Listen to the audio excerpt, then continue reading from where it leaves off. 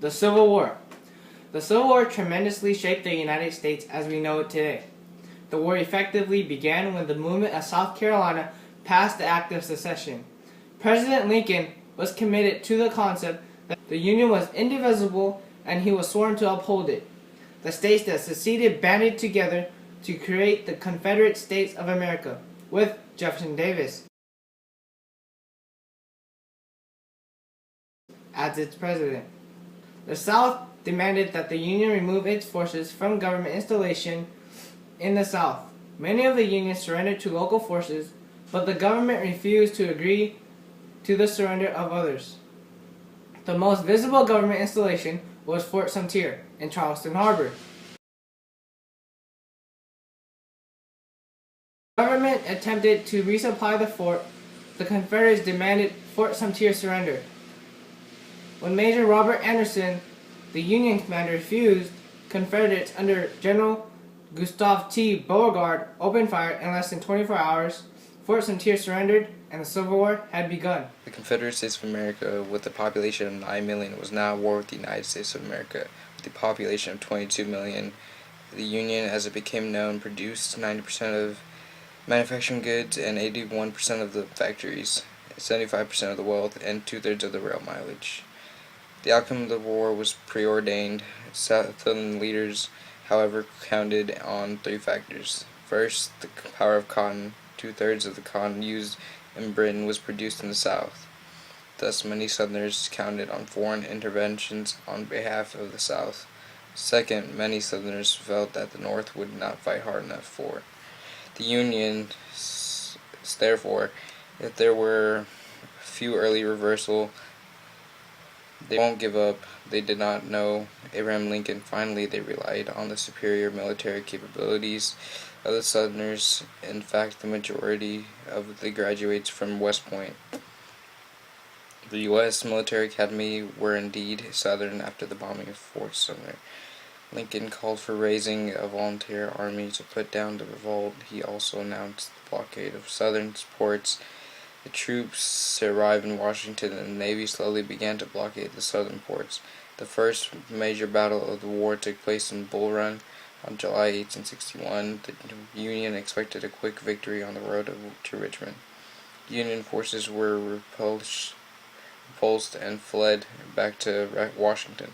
The army was re-equipped under the command of General McClellan.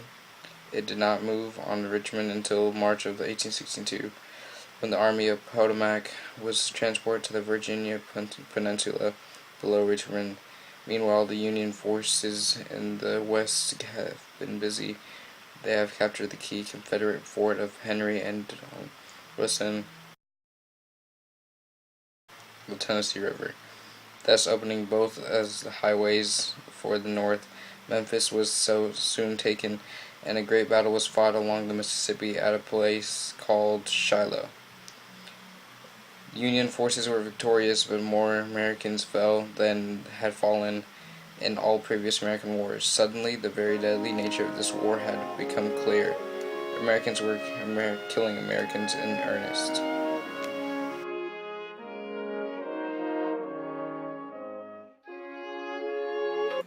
The Union scored a major victory when naval forces under the command of Flag Officer David Farragut captured New Orleans in April. McClellan attempted to attack Richmond from the rear to grief when Robert E. Lee became the commander of Confederate forces in Virginia. In a series of battles known as the 7 Days Campaign, McClellan's army was forced to a headlong flight to safety of Harrison Landing on the James River.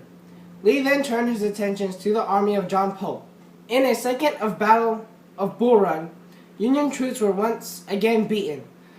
Lee then made one of his most deadly mistakes during the war. Believing that the Union forces were in total disarray, he advances to Maryland. Union forces were not in the poor conditions that Lee had believed, so they followed him. Finally, in September 1862, in a small town in Maryland called Sharpsburg, next to the Antietam Creek, the Battle of Antietam was fought. 24,000 Americans were casualties that day, near Antietam Creek, more than any other day before or after. Lee was forced to withdraw. After the victory in Antietam, President Lincoln issued the preliminary Emancipation Proclamation, freeing all slaves in areas yet to be liberated. The year ended with a board of Union assaults on Mary Heights above Fredericksburg, Virginia, an assault that produced over 10,000 casualties.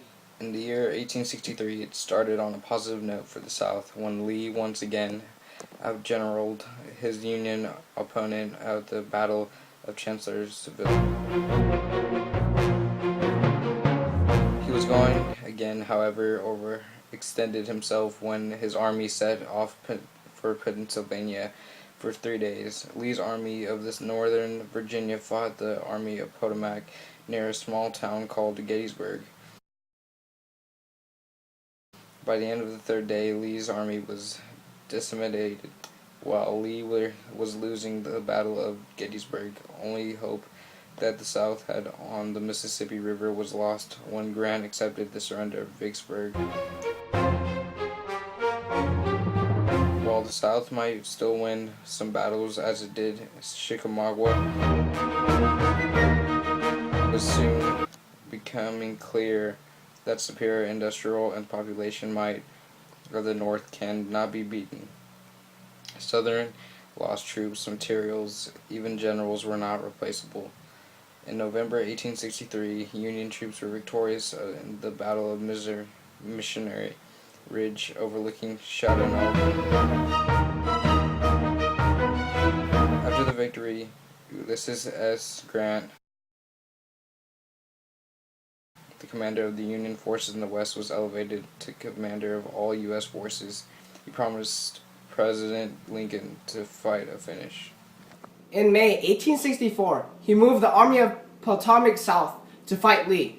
For 40 days, the Union and Confederate forces fought, and in the mirror image of McClellan's 7-day battle, where Union forces won every battle but withdrew here. Union forces lost at least a term of casualties each battle, but continued to fight onwards ever southward. The 40 days ended with the Union forces outside Petersburg, while at the same time, the forces of General Sherman encircling Atlanta after finding their ways from Chattanooga. Atlanta fell at September 2nd. Meanwhile, the siege of Petersburg continued. No longer was Lee's army immobile. It was now forced to maintain ever-lengthening line with even fewer men. The South was helpless to stop General Sherman cross against Georgia from South Atlanta to Savannah, then north to South Carolina, a march that almost destroyed all its path. Finally, on April 2nd, the Confederate lines in Petersburg collapsed. Both Petersburg and Richmond fell to Union forces. Lee fled with his small army westward, but was soon surrounded, and on April 9th surrendered, thus effectively ending the war.